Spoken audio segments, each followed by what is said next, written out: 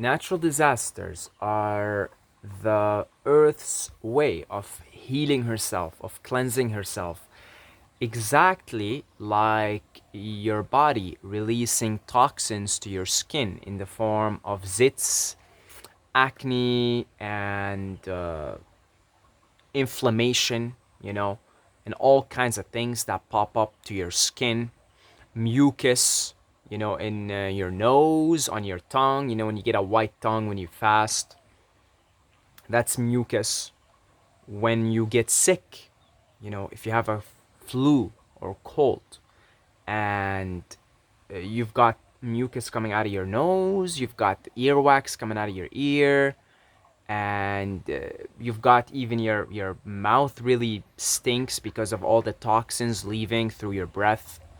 So the body is of the earth, and it's the microcosm of its mother, its macrocosm, which in this case is the planet, is the mother Gaia, it's the earth, and they work in the same way. So then natural disasters are really just the earth's way of healing herself, of cleansing herself, which is why we've been seeing more and more natural disasters in the last decades. I would say in the last decade, a couple of decades maybe, and more we will continue to see this is simply the earth's way of healing herself, just like your body, just like your body. If you have a lot of acne, that's because your skin is your third kidney, and there are lots of toxins in your body, and then your body is going to release that in the form of zits, right? In the form of inflammation. It's all forms of inflammation. So your body is going to secrete all the toxins out either via the breath, so maybe you won't be able to see them per se, but still these toxins are leaving your body, they're being purged out of your body. And so the earth works the same way, or we could say we work the same way as the earth, as the mother, the daughter, as the daughters and the sons of the mother. Just if we observe how the mother works, we begin to understand how we work as well inside this offspring of the mother, the body, the human body. So we're probably going to see more natural disasters because the planet has been really in bad shape, due mainly, I would say, mainly to human intervention in nature, human activity. And human intervention in and of itself is not necessarily a bad thing, because we could, with human intervention, provide ourselves with very, very high advanced technology. Like, for example, we could power everything off of wind and solar, but of course, due to the economics and the systems put in place, because they deem it to be not profitable, then there isn't a strong push towards these alternative renewable sources of energy. But that alone shows that the human intervention in nature, in and of itself, is not necessarily a bad thing at all. It almost feels like natural, actually, because we're the only species that have very complex brains and are capable of very complex activities. So it kind of makes sense. It's almost like our job here is to be the caretakers of the planet. And it's almost like the mother evolved us this way with that intention, with that design in her mind, that these humans are going to help me, their mother, to take care of things on the planet. Of course, that seemed to have backfired somehow, because I guess we are a double-edged sword. I suppose humans are a double-edged sword. And but the human intervention in and of itself, not a bad thing. It's almost like the nature herself intended for us to have these complex brains and come up with complex technology, and really help the mother. You're helping your mom, just like you help your mom at home clean up or something. You're helping your mom clean up. That's what humans are supposed to be doing here. That's the initial intention in which the mother had in her mind. However, again, we are a double-edged sword, and that seems to have backfired. And so, due to that, a lot of damage has been caused, a lot of damage has been you know done to the planet, to the mother, by the sons and the daughters. And so she is going to heal herself because she is a master healer. I suppose every planet has some kind of a specialty. Just like if you look at humans, some humans are good at sports, some humans are good at art. And so, in the same way, because again, the microcosm resembles the macrocosm, we're the microcosm. In the same way, if we look at the macrocosm of that, which are the planets, I'm pretty sure they have their own personalities and their own specialties. And the specialty of Gaia, one of her specialties, is healing. She's a master healer.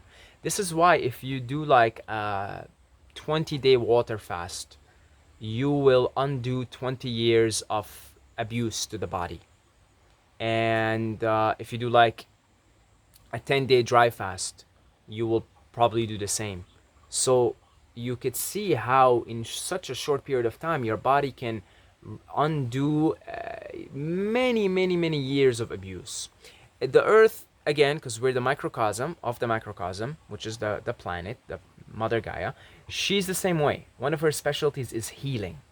So she isn't all that concerned with what has been happening and all the abuse that has been going on for thousands of years, because she knows and understands that she could heal herself pretty quickly. And she has decided that it's time for me to heal. And so we will more than likely keep seeing an increased number of so-called natural disasters until things are back into a state of balance, a state of equilibrium, in which I reckon there would no longer be any natural disasters, because we would be in an equilibrium state once again, and everything would be in total harmony. And so just living in nature and observing nature can really teach you a lot about the cosmos, and you are the cosmos, the microcosm of the macrocosm, and the macrocosm is the microcosm of another macrocosm, and on and on and on it goes, and it just repeats itself. So we are a repetition, our cycles are a repetition of Earth.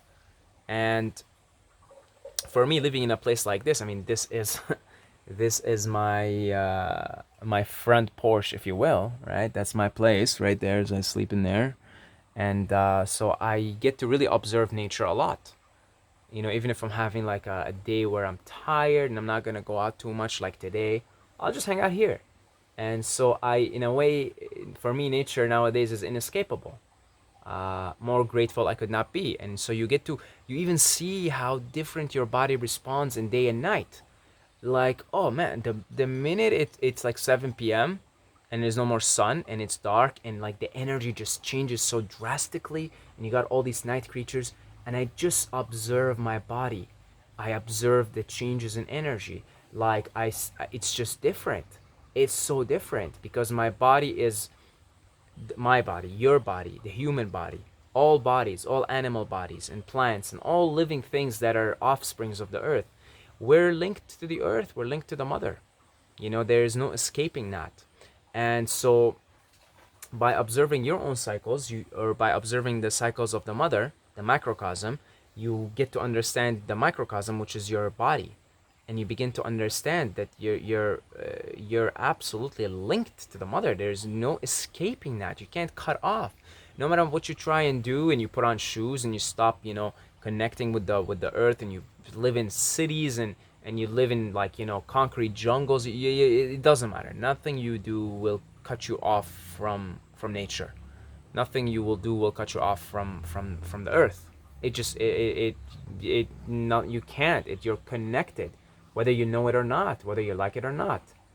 And I get to observe my energy in the morning, and how it changes in the afternoon, and how it changes in late afternoon, and how it changes around sunrise, and then around sunset, and then early evening is different energy than late evening, different energy than night, different energy than overnight. It's like so different. It's like it just keeps changing, just like the planet herself.